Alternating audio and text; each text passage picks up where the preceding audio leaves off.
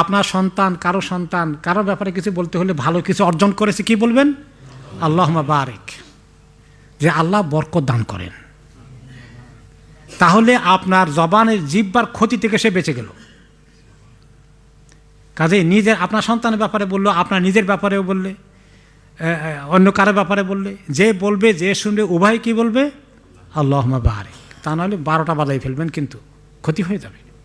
গর্ববোধ করা সন্তানের ভালো কাজ করলে 1 নম্বর হলো, মানুষের ছেলে মেয়েরা যদি ভালো কিছু অ্যাচিভ করে, অনেকেই খুব ঢোল পিটে এটাকে প্রচার করে, এটা ক্ষতির কারণ হয়ে যাবে।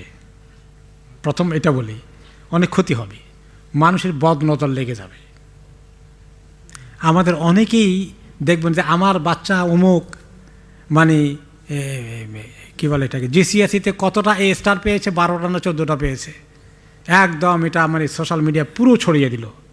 দেখবেন যে ও লেভেলে এদের পেয়েছে, এ লেভেলে গিয়ে উল্টে গেছে বোধ হয়, এত বদ নজর লেগে গেছে। 1 নম্বরে খুব গর্বিত হওয়ার কোনো কারণ নাই।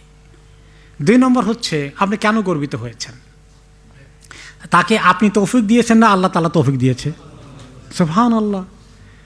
তো আল্লাহর কাছে আপনি নিজে আরও মানে নত হয়ে যাবেন যে আল্লাহ আপনি মেহেরবানি করে দিয়েছেন, আল্লাহ আমার কোনো কৃতিত্ব নাই, আপনি আমাকে এত ভালো সন্তান দিয়েছেন, আল্লাহ তাদেরকে হেফাজত করেন, বদনজর থেকে হেফাজত করেন, ভবিষ্যতে যেন আবার নষ্ট না হয়ে যায়, আল্লাহ তাই আপনি তাদেরকে হেফাজত করেন। এইভাবে করে আমি আল্লাহর কাছে আরও বিনয়ী হব। আমি কেন আমি গর্বিত হব? আর তারপরে যদি খুব ভালো হয়, ভালো দিকেও যায়, এরপরে রয়েস হয়ে বলবেন, বেশি বেশি গর্ব করতে যাবেন না, ক্ষতি হবে। এটা আমরা একমত হয়েছি, বুঝতে পেরেছি।